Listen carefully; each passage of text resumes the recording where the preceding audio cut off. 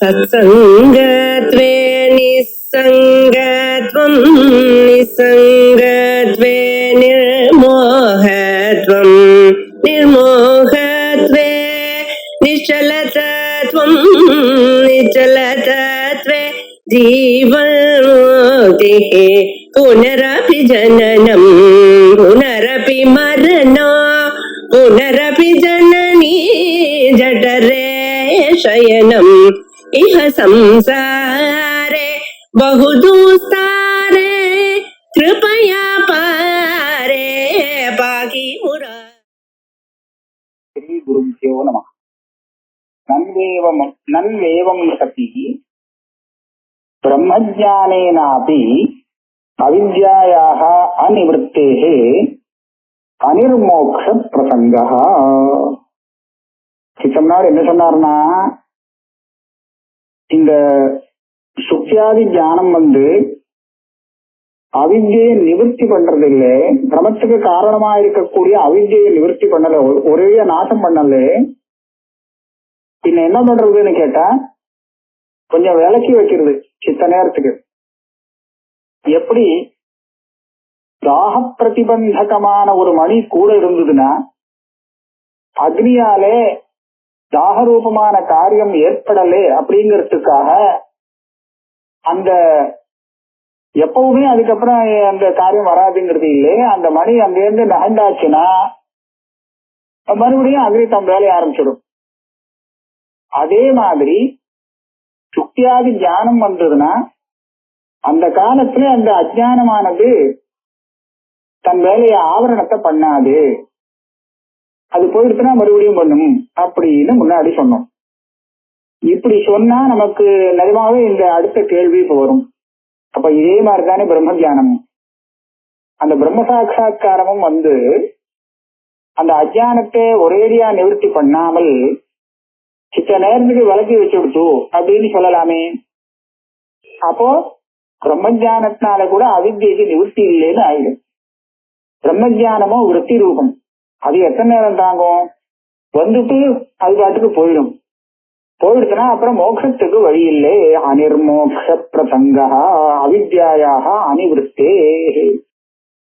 அந்த பிரம்மஜானம் தான் இருக்கிற வரையும் தான் அந்த அவித்யை கொஞ்சம் விலக்கி வச்சு விட்டு போயிடுச்சுன்னா மறுபடியும் இவன் பழையபடிக்கு வந்துடும், அது மோட்சமே இல்லாத போயிடுமேன்னு ஒரு சந்தேகம். அதுக்கு பதில் சொல்றார், நான் தத்துவமஸ்யாதி வாக்கியார்த்த ஜானாத் அவித்யா நிவர்த்தி அபியுபகமா. இல்ல, கவலைப்பட வேண்டாம். சுக்தியாதி ஞான விஷயத்துல சொன்னது தத்துவமஸ்யாதி வாக்கியஜன்ய ஞானத்துக்கு பொருந்தாது. சுக்தியாதி ஞான ஸ்தலத்துலதான் நான் சொன்ன திருஷ்டாந்தம் அப்படியே வச்சுக்கணும். ஆனா தத்துவமஸ்யாதி வாக்கியார்த்த ஞானத்தினால அவித்யைக்கு சுத்தமாவே நிவர்த்தி வந்துடும். இந்த இடத்துல அவித்யை வெறும் விலக்கி வச்சுட்டு அது போறதுங்கிறது இல்லை அப்படின்னு சொல்றாங்க. இப்படிதான் நம்ம சித்தாந்தம்.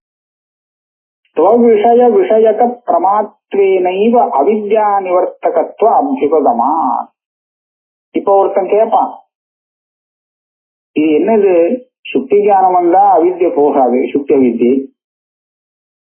தத்துவமசி வாக்கியத்தினால ஒரு ஞானம் வந்ததுன்னா அவித்யை போகும். எப்படி நம்புறது? இதுவும் ஞானம் அதுவும் ஞானம், அதுவும் பிரத்யட்சமா வருது இதுவும் பிரத்யட்சமா வருது. பிரத்யட்சமா தெரிஞ்சாதான் அவித்யை அங்க போகல, இங்க பிரத்யட்சமா தெரிஞ்சா போறதுங்கிறது எதை வச்சு நம்புறது அப்படின்னு கேள்வி கேட்பான். அதுக்கு யுக்தி சொல்லி பதில் சொல்லணும்.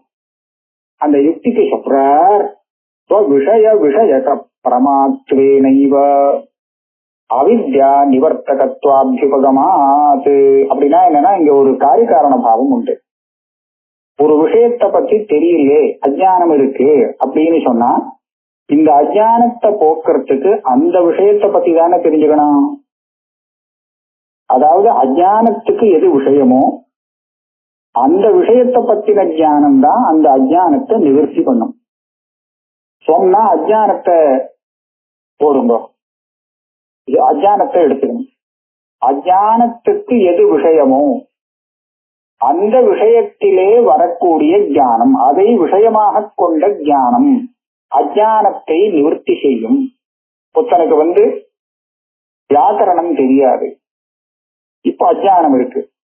இப்ப இந்த அஜானத்தை போக்குறதுக்காக அவன் சாகித்யம் படிச்சு தெரிஞ்சு நோட்டான்னா போகணும்னு சொல்ல முடியாது. ஏன்னா இவனுக்கு தெரியாதது அது வியாக்கரணம். சாகித்யம் தெரிஞ்சுன்னா சாகித்யம் அஜானம் போகுமே தவிர வியாக்கரண அஜானம் போகாது. இது அப்படியேதான் இருக்கும். அதனால எந்த விஷயத்துல அஜானமோ அந்த விஷயத்தை தெரிஞ்சிருந்தாதான் அந்த அஜானம் நிவர்த்தி ஆகும். இதனால என்ன அப்படின்னு கேட்டா, இப்போ சுக்தி ஜானம் ஏன் அஜான நிவர்த்தகம் இல்லை, தத்துவமசாதி வாக்கியத்தினால வரக்கூடிய ஜானம் ஏன் அஜான நிவர்த்தகம்ங்கிறதுக்கு இதுல இருந்து நமக்கு பதில் கிடைக்கிறது. என்ன பதில் கிடைக்கிறது? சுக்தி ஜானம் எந்த அஜானத்தை நிவர்த்தி பண்ணும்? சுக்தி அஜானத்தை தானே நிவர்த்தி பண்ணும். ஆனா சுக்தி விஷயக்கமான அஜானங்கிறது கிடையாது. அஜானம் ஜடத்தை ஆவரணமே பண்ணாது. அஜானம் சைத்தன்யத்தை தான் ஆவரணம் பண்ணணும்னு ஏற்கனவே சொல்லிட்டோம். ஏன்னா ஜடத்தை ஆவரணம் பண்றது முடியாது, பிரயோஜனமே இல்லை. அதனால அஜானம் அந்த ஜடத்தை ஆவரணம் பண்ணாது. ஆவரண கிருத்தியம் அங்க கிடையாது. பிரகாசமா தானே பிரகாசிக்கக்கூடிய சைத்தன்யத்துலதான் அதுக்கு பிரயோஜனம் இருக்கு. ஆகையால அஜானம் ஆவரணம் பண்ணினால் சைத்தன்யத்தை தான் ஆவரணம் பண்ணும் அப்படின்னு தீர்மானம். அப்ப அஜானத்துக்கு விஷயம் எது? சைத்தன்யம். வந்த ஜானம் எது? அங்க சுக்தி ஜானம். சுக்தி ஜானம் சைதன்ய விஷயகமான அஜானத்தை எப்படி போக்கும்? சமான விஷயகமா இல்லையே. அதனாலதான் சுக்தி ஜானம் என்ன பண்ணிது? அந்த மறைக்கக்கூடிய அஜானத்தை சித்த விளக்கி விட்டது. நான் இருக்கிற பரியந்தான் நிவர்த்தி பண்ணல. விளக்கி வச்சது பிரதிபந்தக மணிய போல அதை காரியம் செய்ய விடாம தடுத்தது, ஆவரணம் பண்ணாம. இப்போ அது போனதுக்கு அப்புறம் திரும்பி வந்துருச்சு. ஆனா தத்துவமசாதி வாக்கியத்தால வரக்கூடிய ஞானம் இருக்கு, அதுக்கு எது விஷயம்? அதுல சைத்தன்யம் மாத்திரம்தான் விஷயம். அந்த மூலாஜானத்துக்கு எது விஷயம்? சைத்தன்யம் மாத்திரமே தான். அப்ப என்னாச்சு? தத்துவமசாதி வாக்கியத்தினால வரக்கூடிய ஞானம் அஜானத்தை நிவர்த்தி பண்ண முடியும். ஏன்னா அஜான விஷயகமாக அந்த ஞானம் இருக்கு. அதனால சுக்தி ஞானம் நிவர்த்தி பண்ணலே அப்படிங்கிறதுக்கு காரணம் என்ன? அது மூலாஜானத்துக்கு விஷயகமா இல்ல, சமான விஷயகமா இல்ல. மூலாஜானத்துக்கு சமான விஷயகமாக அது இல்லை. தத்துவமசாதி வாக்கியத்தினால வரக்கூடிய ஞானம் அதை நிவர்த்தி பண்ணணும்னு ஏன் சொல்றேன்னு சொன்னா, அதுவும் அந்த மூலாஜானம் ஒரே விஷயத்தை கொண்டதாக இருக்கு. அதனால விஷயக பிரமாத்வேனைவ அவித்யா நிவர்த்தகத்துவ அபியுபகமா இந்த யுக்தி வச்சுன்னு பார்த்தோம்னா நமக்கு சரியா போகும், சந்தேகம் நிவர்த்தி ஆகும்.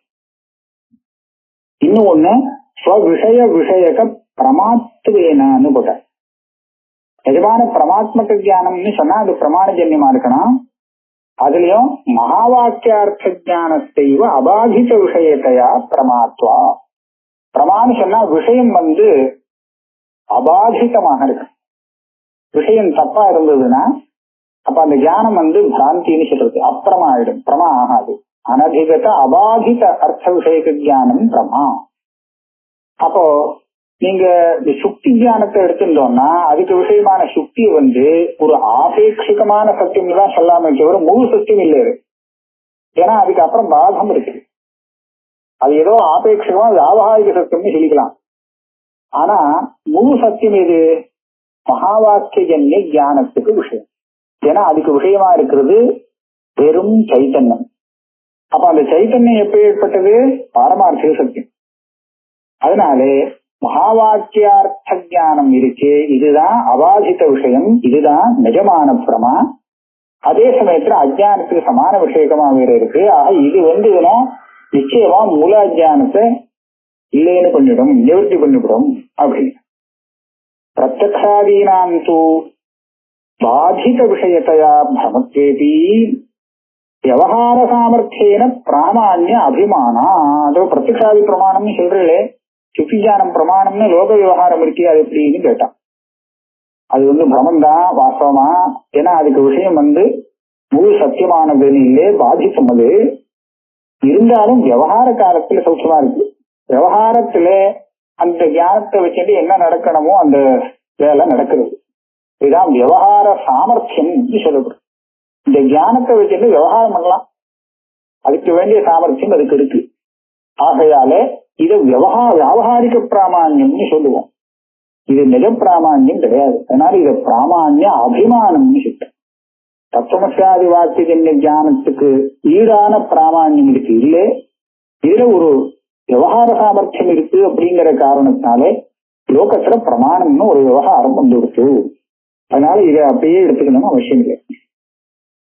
அப்ப சொன்னா இப்ப வேற ஒரு கேள்வி கேட்க போறான். இப்ப தத்துவமசாதி வாக்கியஜன்யமான ஞானம் ஒண்ணுதான் பிரமா, அது ஒண்ணுதான் அஜானத்தை நிவர்த்தி பண்ணும்னு நீ சொன்னதுல இருந்து கிடைச்சது. மற்றபடி பிரமஸ்தலத்துல வரக்கூடிய சுத்தி தியானம் ரஜு தியானம் இதெல்லாம் அதெல்லாம் பிராமான்ய அபிமானம், நிஜமான பிரமையே இல்லையே, அது அஜானத்தை நிவர்த்தி பண்ணாது.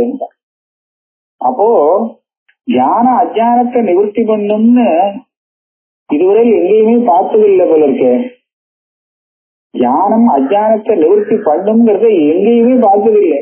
தத்துவமசாதி வாச்சார்த்த ஞானத்தான அஜானம் நிவர்த்தி ஆச்சுன்னு சொன்னா மோட்சம் தான். அப்போ அது யாருக்கும் வரல. அப்ப இந்த ஞானம் வரத்துக்கு முன்னாடி, தத்துவமசாதி வாச்சார்த்த ஞானம் வரத்துக்கு முன்னாடி தன்னுடைய அஜானம் இருக்கு, அஜானம் என்னமோ தெரியுறதுல இருக்கும். இந்த அஜானத்தை ஞானம் நிவர்த்தி பண்ணும் அப்படிங்கறது எப்படி இவன் தெரிஞ்சுப்பான்? இதுல ஒரு விஷயம் இருக்கு. அதாத்தோ பிரம்ம ஜிஜ்ஞாசா அப்படின்னு சொல்லி பிரம்ம விசாரம் ஆரம்பிக்கிறாரு. எதுக்க ஆரம்பிக்கிறார்? பிரம்ம ஞானத்துக்கு தானே, பிரம்மத்தை தெரிஞ்சுக்கணுங்கிறதுக்காக தானே.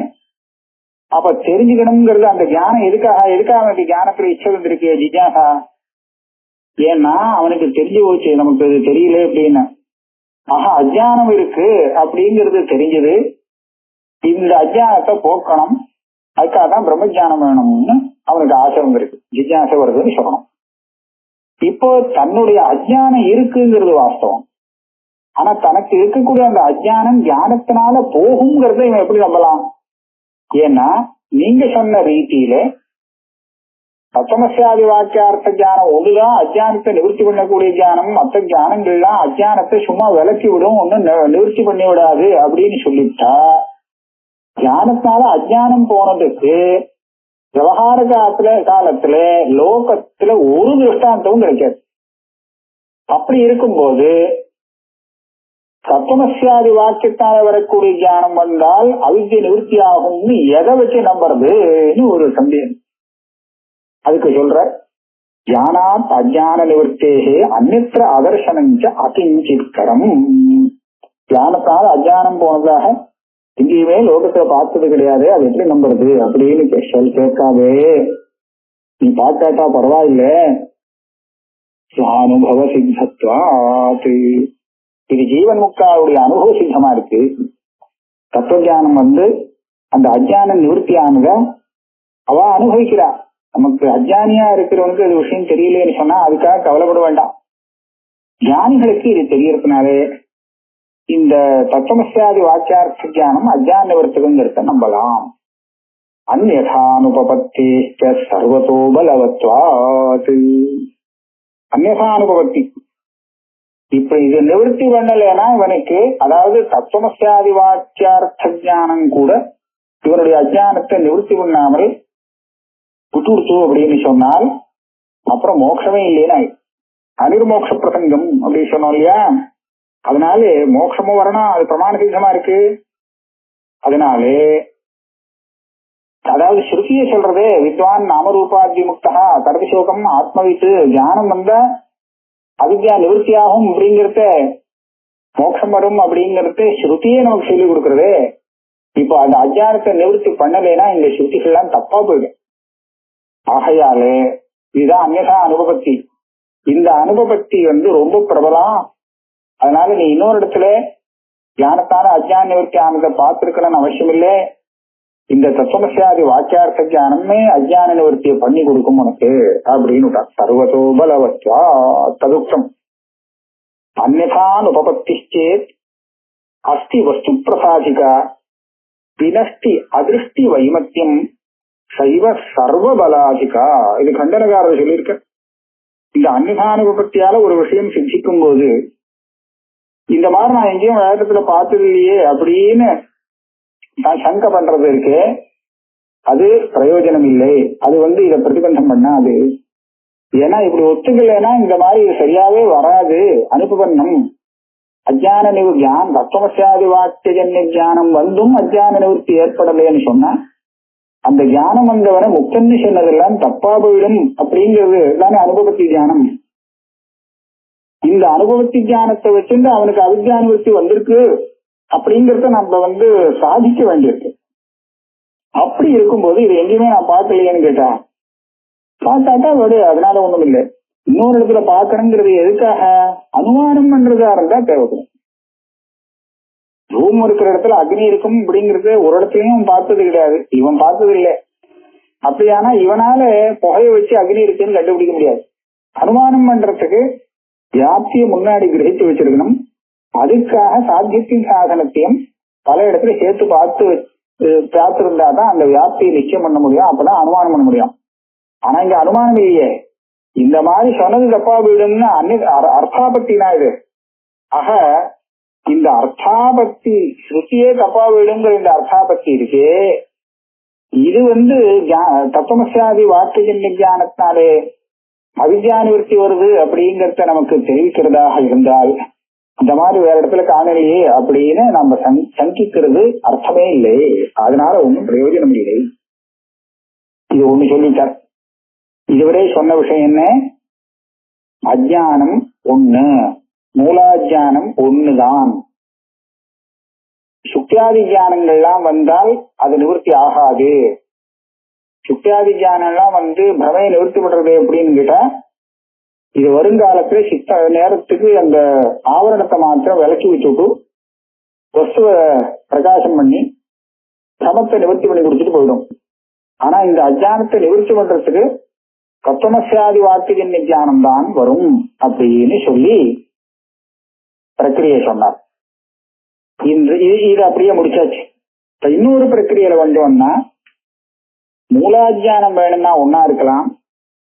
ஆனா இந்த மூலாஜானத்துக்கு பரதந்திரமாக அதீனமாக அவஸ்தாஜானம் அப்படின்னு சொல்லக்கூடிய ஆவரண அஜானங்கள் நிறைய இருக்கு. அது என்ன பண்றதுன்னு சொன்னா, அது சைத்தன்யத்தை மாத்திரம் இல்லை, சுக்தியாதிகளையும் சேர்த்து ஆவரணம் பண்ணி வைக்கிறது. அப்ப இந்த சுக்தியாதி ஞானங்கள் இருக்கே, இது கூட தன்னால முடிஞ்ச அளவுக்கு அஜானத்தை நிவர்த்தி பண்ணிடுறது. அதாவது சுக்தி விஷயமான அஜானம்னு ஒண்ணு வந்துருக்கு. இப்போ மூலாஜானத்தை காட்டிலும் தனி. அப்ப இந்த அஜானத்தை சுக்தி ஜானம் நிவர்த்தி பண்றதுல ஒண்ணும் தப்பே இல்லை. ஏன்னா சமான விஷயமா இருக்கு. அஜானத்துக்கு விஷயம் சுக்தி, ஜானத்துக்கும் அதே சுக்தி தான் விஷயம். அப்ப சமான விஷயமா இருந்ததுன்னா இந்த சுக்தி ஜானம் சுக்தி அஜானத்தை போக்கும், கட ஜானம் கட அஜானத்தை போக்கும். இந்த அஜானங்கள்லாம் மூலாஜானம் இல்லை. மூலாஜானத்துக்கு அதீனமா இருக்கக்கூடிய அவஸ்தாஜானம் தூலாஜானம்னு வேணும்னு சொல்லிட்டு இந்த பட்சத்தை வச்சிருந்தோம்னா நமக்கு சுலபமா மனசுல ஏறும். ஞான அஜானத்தை நிவர்த்தி பண்றதுங்கிறத பார்த்திருக்கோன்னே சொல்லலாம், பார்க்கலைங்கிறது இல்லை. ஏன்னா இங்க பார்த்திருக்கேன்னு சொன்னா சுக்தி தெரியாம இருந்தது, பிரமையெல்லாம் வந்தது. அதனால சுக்தி ஜானம் வந்தது, அந்த அஜானம் போச்சு, பிரம நிவர்த்தி ஆயிடுச்சு, பார்த்திருக்கோம். ரஜ்ஜு தெரியல, சர்ப்பம்னு ஏமாந்தேன், அப்புறம் ரஜ்ஜுன்னு தெரிஞ்சு போச்சு. ரஜ்ஜுன்னு தெரிஞ்சதுனால அந்த அஜான நிவர்த்தி ஆச்சு, அப்புறம் பிராந்தி எல்லாம் போயிடுச்சு. அப்ப இப்பேற்பட்ட இடத்துல எல்லாம் நம்ம பார்த்திருக்கோம் ஞானத்தால அஜான நிவர்த்தி வருது. அப்ப அதே மாதிரி இந்த தத்துவமஸ்யாதி வாக்கியத்தால வரக்கூடிய பிரம்ம ஜானம் வந்ததுன்னா அந்த பிரம்ம அஜானம் மூலாஜானம் இருக்கு, அதுவும் நிவர்த்தி ஆகும். இது சுலபம். இந்த வழி இதை அதை மேல சொல்றார். அதவா மூலாஜான செய்வ அவஸ்தாஜானானி, அஜானானின்னு இங்க சேர்க்கணும், எஸ்மார்க்கு ஒண்ணு போட்டுக்கணும். அவஸ்தாஜானானி கடாதி விஷய ஆவரணானி. கடாதி விஷயத்தை ஆவரணம் பண்ணக்கூடிய அஜானம் தனி அஜானம் உண்டார். அஜானஸ்ய ஞான பிராகபாவஸ்தானீயத்வேன யாவந்தி ஞானானி தாவந்தி அஜானானி இது அபியுபகமாத். இங்க இன்னொரு விஷயம் இருக்கு. இந்த அஜானம் நாம ஒத்துக்கிறோமே, இது கிட்டத்தட்ட தார்க்கிகாக சொல்லக்கூடிய ஞான பிராகபாவம் இருக்கே, அந்த ஸ்தானத்துலதான் ஒத்துக்கிறோம்னு வச்சுக்கலாம். அப்படின்னா என்னன்னா அதுக்கு துல்லியமாக இது இருக்கு. ஞானத்தினுடைய பிராகபாவமானது ஞானம் எந்த க்ஷணத்துல உண்டாகிறதோ அந்த க்ஷணத்துல இருந்து இருக்காது. இந்த ஞானம் வரத்துக்கு முன் க்ஷண பரியந்தம் அதனுடைய பிராகபாவம் இருக்கும், அப்புறம் இருக்காது. அதே மாதிரிதான் இந்த அஜானம் கூட ஞானோத்பத்தி க்ஷணத்திலேருந்து இருக்காது. ஞானோத்பத்திக்கு பூர்வக்ஷண பரியந்தம் அந்த விஷயத்துல அஜ்ஞானம் இருக்கும். ஞானம் வந்ததோ இல்லையோ அந்த க்ஷணத்திலிருந்து அஜ்ஞானம் இருக்காது. அப்போ அந்த அஜ்ஞானத்துடைய நாசம்தான் இந்த ஞானம், ராகபாவ நாசம்தான் பிரதியோகி அப்படின்னு அவன் சொல்ற மாதிரி. அப்படி இருக்கும்போது அந்த பிராகபாவத்தை எப்படி ஒத்துருக்கா தார்க்கிகா? மொத்தமா ஒரு பிராகபாவம் எல்லாத்துக்கும் ஞானத்துக்கும் இல்ல, எல்லாவற்றுக்கும் இல்ல. ஒவ்வொரு காரியத்துக்கும் பிராகபாவம் தனித்தனி. இப்ப எத்தனை ஞானம் வருதோ, எத்தனை ஞானம் வருதுன்னு சொன்னா ஏதாவது கணக்கு பண்ண முடியுமா? கணக்கே பண்ண முடியாது. எத்தனை வந்தாலும் கணக்கு பண்ண முடியாம போனாலும், எத்தனை ஞானங்கள் உற்பத்தி ஆனாலும் அந்தந்த ஞானத்துக்கு உண்டான பிராகபாவங்கிறது தனித்தனிதான். அப்ப அதே மாதிரி இப்ப என்னாச்சு, தனித்தனின்னு சொல்லிட்டோம்னா அந்தந்த ஞானத்தினால அது அதனுடைய பிராகபாவம் தான் நிவர்த்தி ஆறுது, மற்ற பிராகபாவங்கள் அப்படியே இருக்கு. அதே மாதிரி அந்த பிராகபாவத்துக்கு சமானமா இருக்கக்கூடிய இந்த அஜ்ஞானம் கூட அந்தந்த ஞானத்தினால நிவர்த்தி ஆகக்கூடிய அஜ்ஞானம் தனித்தனியாக இருக்கு. மொத்தமா ஒரு ஒரு ஒரு ஞானம் வந்து அந்த விஷயத்துல இருக்கக்கூடிய அத்தனை அஜ்ஞானத்தையும் விநாசம் பண்ணிட்டு போகாது. இந்த ஞானம் வந்ததுன்னா இந்த அஜ்ஞானத்தினால இந்த ஞானத்தினால நிவர்த்தி ஆகிறதுக்குன்னு ஒரு அஜ்ஞானம் இருக்கு. அந்த அஜ்ஞானத்தை மாத்திரம்தான் இதை நிவர்த்தி பண்ணும்.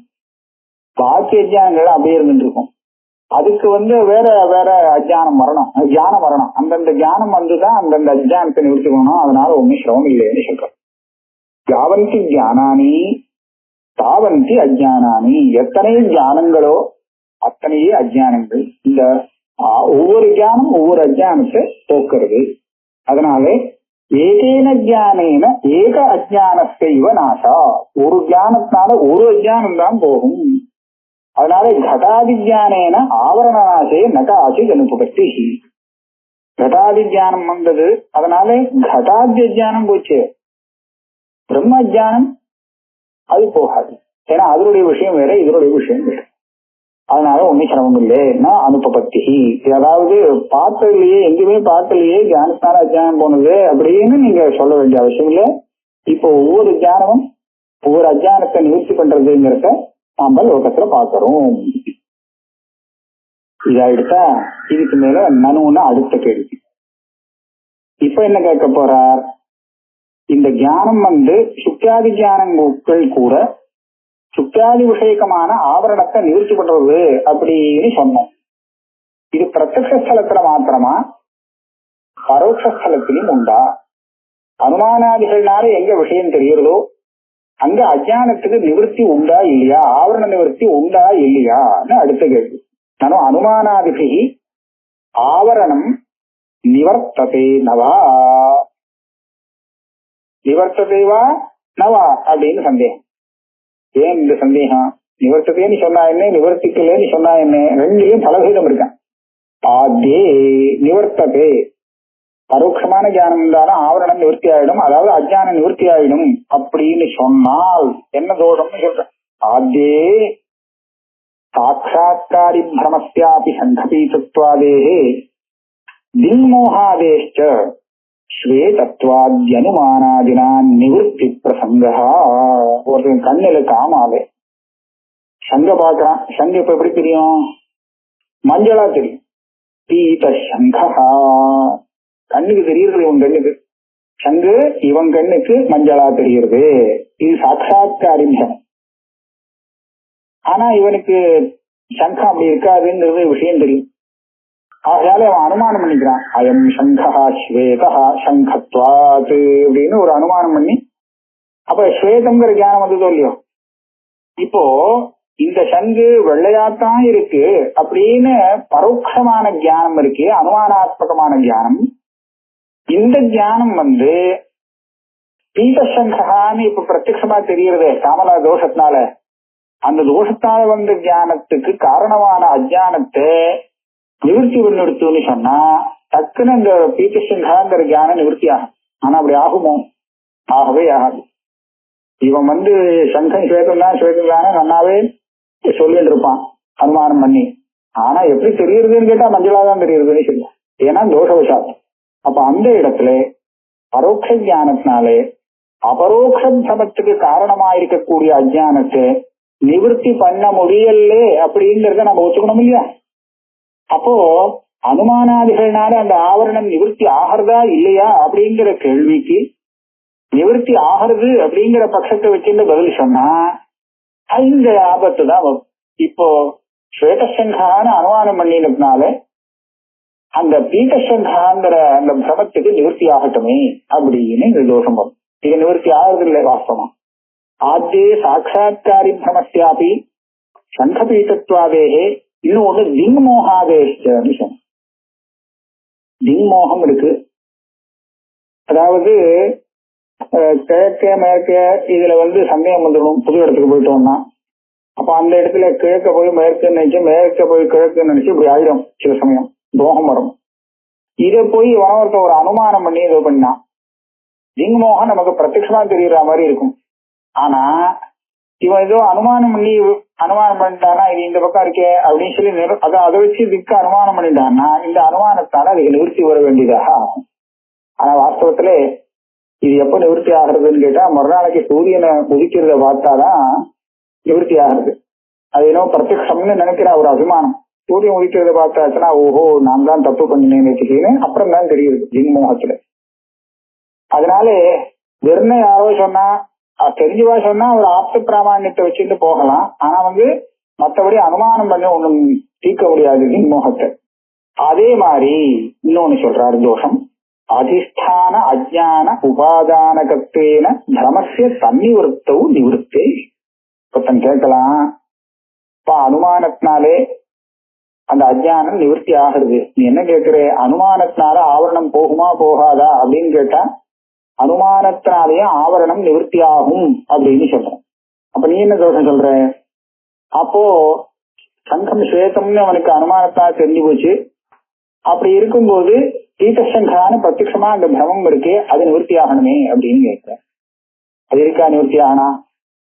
அந்த பீட்டசங்காங்கிற ஞானத்துக்கு என்ன அஜ்ஞானம் உபாதானமோ அந்த அஜ்ஞானத்துக்கு தான் அந்த ஞானம் நிவர்த்தி பண்ணிருக்கு, ஆவரணத்தை நிவர்த்தி பண்ணிருக்கு, பிரமத்தை நிவர்த்தி பண்ணல. பிரமம் தோஷம் இருக்கிறதுனாலே அது பாட்டுக்கு இருக்கு. தோஷம் பிரமத்துக்கு உண்டான காரணம் இருந்தா பிரமம் இருக்கும். ஆக அஜ்ஞானம் நிவர்த்தி ஆனாலும் தோஷவசாத் அப்படி ஒரு பிரமம் இருக்கு அப்படின்னு சொல்லலாமே அப்படின்னு நம்ம சந்தேகப்படுவோம். அதுக்கு சொல்றாரு, இல்லே அஜ்ஞானம் போச்சுன்னா பிரமம் நிற்காது. ஏன்னா அஜ்ஞானங்கிறது இந்த பிரமத்துக்கு உபாதான காரணம் சொல்றோம். அதிஷ்டான அஜ்ஞானம் தான் பிரமத்துக்கு உபாதான காரணம். அந்த உபாதான காரணமே விநாசம் ஆயிடுச்சுன்னு சொன்னா அப்புறம் அதனுடைய காரியம் எங்கேயாவது நிக்க முடியுமா? அதிஷ்டான அஜ்ஞான உபாதானகத்வேன பிரமஸ்ய தன்னிவர்த்தௌ நிவர்த்தே. அந்த அதிஷ்டான அஜ்ஞானம் நிவர்த்தி ஆச்சுன்னா பிரமத்துக்கு நிவர்த்தி ஆக வேண்டும் அப்படின்னு. யௌக்திக ஞானேன ச பிரம்மணः அவித்யா நிவர்த்தேஹே சாட்சாத்காரார்த்தம் ஸ்ரவண மனநாத்யபேக்ஷா ந ஸ்யாத். இன்னொன்னு சொல்றேன், இவன் யுக்தியா ஏதோ ஒரு பிரம்மன் தெரிஞ்சு விட்டான், ஆனா அபரோக்ஷ ஞானம் வரல. அப்ப அபரோக்ஷ ஞானம் வரத்துக்காக தான் சிரவணம் மனனம் நிதித்தியாசனம் எல்லாம் விதிக்கப்பட்டிருக்கு. இது தேவையே இல்லை. இது ஏதோ யுக்தியால தெரிஞ்சிருந்தாலும் போரும். பிரம்மஜானம் வந்தாச்சே, அதனால பிரம்மஜானம் வந்ததுனாலே அவருக்கு அவித்யா நிவர்த்தி வரும் அப்படின்னு சொன்னால் பரோட்ச ஞானத்தினாலையும் அவித்யா நிவர்த்தி வரும் அப்படிங்கறத ஏற்றுண்டால் இப்போ சிரவணம் மனனம் எல்லாம் வேஸ்டா போகும்.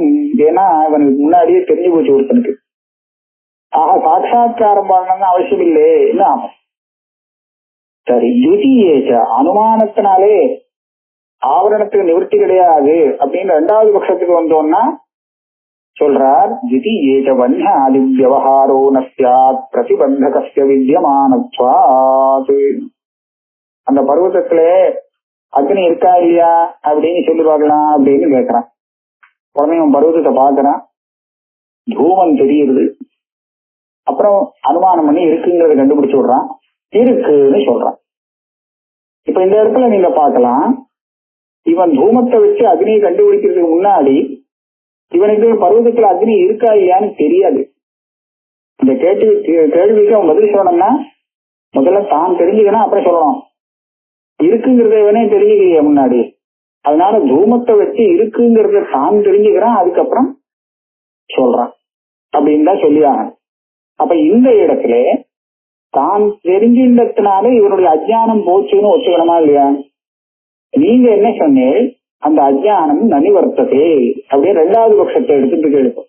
நிவர்த்ததே நவா அப்படின்னு நிவர்த்ததேங்கிற பட்சத்துல தோஷம் சொல்லி முடிச்சாச்சு. நனிவர்த்ததேங்கிற பட்சத்தை எடுத்துட்டேனால் இப்ப நான் என்ன சொல்ல போறேன், இப்பேற்பட்ட ஸ்தலத்திலே அந்த அனுமானத்தினால அக்னி இருக்கு அப்படின்னு தெரிஞ்சாலும் கூட அந்த அஜ்ஞானம் நிவர்த்தி ஆகாது போயிடும். ஏன்னா அது பரோட்ச ஜானம், அனுமித்தியாத்மகமான ஜானம், பரோட்ச ஜானம். இது அஜ்ஞானத்தை நிவர்த்தி பண்ண முடியாது அப்படின்னு சொல்லிட்டா இப்போ அக்னி இருக்குன்னு எனக்கு தெரியாது போயிடும். மேற்கொண்டு அந்த அக்னி இருக்கா இல்லையான்னு கேட்டா இல்லையே தெரியலன்னு சொல்ல முடியாது. அதனால இது தெரியுது தப்பா போயிடும். ஏன்னா பிரதிபந்தகம் அஜ்ஞானம் இருக்கு அப்படின்னு சொல்ல முடியாது இருக்கும். ஆக அனுமானாதிகள்னாலே ஆவரணமான அஜ்ஞானத்துக்கு நிவர்த்தி உண்டா இல்லையான்னு சொன்னா உண்டுன்னு சொன்னாலும் தப்பா இருக்கு, இல்லைன்னு சொன்னாலும் தப்பா இருக்கு. என்னடா பண்றது பூர்வபக்ஷம். அப்போ பதில் சொல்றார், உச்சதே திவிதம் ஆவரணம். மேற்கொண்டு கொஞ்சம் விசாரமா சொல்ல போறார். அதாவது அசத்வாபாதக ஆவரணம், அசானாபாதக ஆவரணம்னு ரெண்டு விதமான ஆவரணம் உண்டு. பரோட்ச ஞானத்தினால அசத்வாபாதக ஆவரணம் போயிடும், அதனால இருக்கு அப்படிங்கறது சொல்லிடுவான். ஆனா அபானாபாதக அஜ்ஞான நிவர்த்தி ஆகணும்னு சொன்னா அபரோக்ஷ ஞானம் வந்தாதான் முக்கியம். அதுதான் ரெண்டு விதமான ஆவரணத்தையும் நிவர்த்தி பண்ணும். ஆகையாலே பரோட்ச ஞான அனுமானத்தினால ஆவரண நிவர்த்தி உண்டு. ஆனா எந்த ஆவரண நிவர்த்தி? அசத்வாபாதக ஆவரணத்துக்கு நிவர்த்தி. அபானாபாதக ஆவரணம் அப்படின்னு இருக்கும். அதை நிவர்த்தி பண்றதுக்கு பிரத்யக்ஷ ஞானம் வந்தாதான் முடியும், அபரோக்ஷ ஞானம் வந்தாதான் முடியும்னு மேல சமாதானம் சொல்லுகிறார். இந்த உச்சத்தைங்கிற கிரந்தத்திலிருந்து அடுத்த கிளாஸ்ல பார்ப்போம்.